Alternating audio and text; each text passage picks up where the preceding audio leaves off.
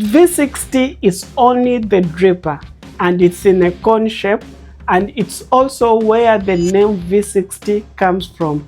The V comes from the shape of the inside of this brewer, whereas the 60 comes from the 60 angle. Did you know that a V60 coffee maker is believed to allow you extract the most delicate coffee flavors of your coffee beans into your cup? This is the reason why most coffee lovers and baristas are falling in love with the V60. Since it was introduced on the market in 2005 in Japan, it has blown up in the specialty coffee shops, and everywhere you go you'll find the V60. But not everyone is able to utilize the full potential of the V60. Let me explain. As simple as it might look, it's a bit complicated, and without proper knowledge about brewing, you're going to fail. And I've seen so many people make mistakes and complain why their V60 is not tasting as the same that they have in a specialty coffee shop. And this is what has compelled me to make this complete guide about the V60 for beginners. Because this year, I just made 9 years since I became a barista. And if I was to go back in 2018, when I just heard about the V60, here's how I would approach on learning it so that I can be able to master it within a short period of time. For the first step, if you want to buy a V60, you should know which is the right material. Should I use the plastic one, ceramic or glass? I personally would go for the ceramic because it helps you to retain the temperature. And next, I would look at the size of the V60. We have the 1 cup V60 and the 2 cup V60. I would go for the 2 cup V60 because from my experience, it's very easy for you to get the 2 cup paper filter than to get the 1 cup paper filter. Knowing how easy you can get the paper filters, it can be an advantage for you, and it will give you less headache whenever you need to restock your paper filters. And next, let's talk about the essential coffee tools that you need for brewing your V60. First, you need a paper filter, good quality coffee beans, the V60 dripper itself, the digital weighing scale, a V60 server, filtered water, a gooseneck kettle, and a good bar coffee grinder. These coffee tools will ensure that you brew the perfect cup of coffee. First, we talked about the dripper of the V60. We are using a ceramic 2 cup V60. On top, it has a large surface, and below it has a small hole where the coffee drips and it goes into your vessel. Next is the weighing scale. You're going to need a digital weighing scale which has a timer, because we're going to measure the amount of coffee and the amount of water we add in. We're also going to set the timer for how long we are going to brew our coffee. This is what will help you to know if you're having a well extracted cup of coffee or a bad cup of coffee. Next, you need a vessel where the dripper will sit on top. So when you're brewing your coffee, it will drip into this vessel, and this is where you'll transfer it to your cup and enjoy your cup of coffee.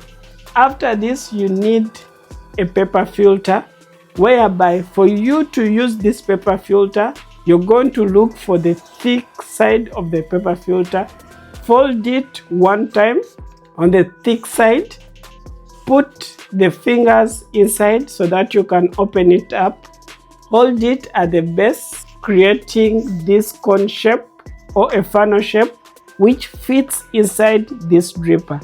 Now let's talk about the essential elements. First, which is water. Water is very key if you want to make the best tasting cup of coffee. If you use salty water, tap water, or water which is having taste or smell, this will interfere with the taste of your coffee, resulting into that bad taste in your cup of coffee. I would recommend for you to use filtered water. You're going to add your filtered water into the gooseneck kettle. After you add in your water, we're going to be boiling our water. but we need a specific brewing temperature that we're going to need depending on the coffee beans we are using. I'm going to be using a medium roasted coffee. I'll set my temperature on 92. If you're using a light roasted coffee, I would recommend for you to increase the temperature and use around 96. This would be the ideal range to ensure that you extract the best flavors. As the water is boiling, now let's talk about the coffee beans. This is the most important part. Remember, delicate flavors that we are aiming to extract using our V60, they come from the coffee beans that we are using. I would recommend for you to use a medium or a light roasted coffee because these are the coffee beans which have the original tasting notes from the origin of the coffee beans. For example, if you get a Latin American coffee, it will taste chocolatey and nutty. And if you get an African coffee bean, it's going to taste fruity and floral. I personally, when it comes to the V60, I'll always go for the fruity and floral. And for this video, I'm going to be using Burundi Nyagishiro. It's an African single origin coffee which is medium roasted. For the tasting notes we're going to be looking for, it's blackberry, blackcurrant, and dark chocolate. Also, make sure to use freshly roasted coffee beans, at least coffee beans which have been resting for 14 days from the day they were roasted. You can check always on the roast date. It's very important. This is what will ensure that you have the best flavors. Now, let's talk about the coffee grinder. The coffee grinder is what is going to help us to break the coffee into small particles so that we can extract the best flavors. And this is why it's recommended for you to grind your coffee fresh each and every time before brewing. But if you make a mistake of using pre-grinded coffees, those coffee grinds will lose flavors very fast and eventually you won't be able to have the best taste and the best flavors in your cup of coffee while using your V60. Now, I'll start by pre-wetting my paper filter. The reason we pre-wet our paper filter is to remove the paper taste, but also to warm up our V60 dripper and also the vessel below. We're going to be measuring our 15 grams of coffee. And I'm going to grind it on a medium fine grind size. The particles should look like table salt.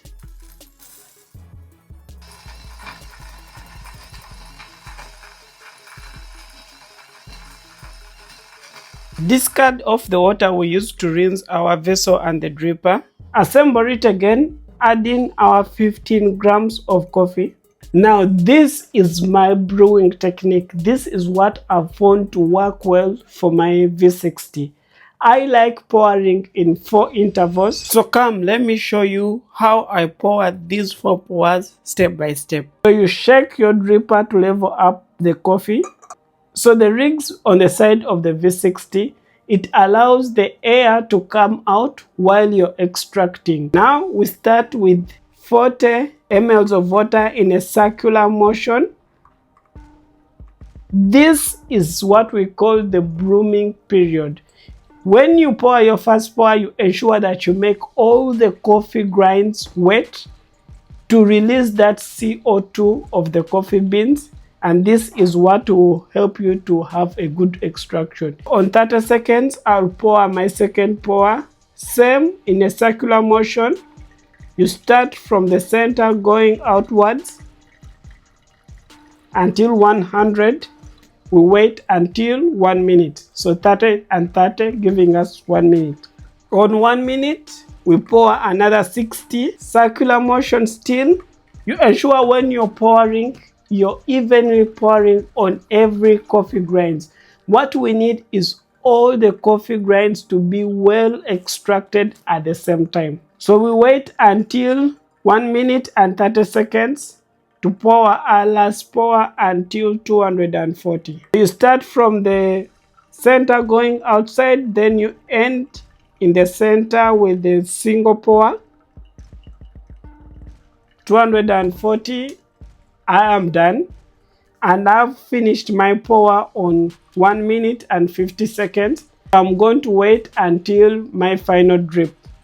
You can also just swirl the dripper a bit so that you can remove any coffee grinds which are still stuck on the dripper wall, so that they all settle down and you end up with that flat bed which most baristas love seeing.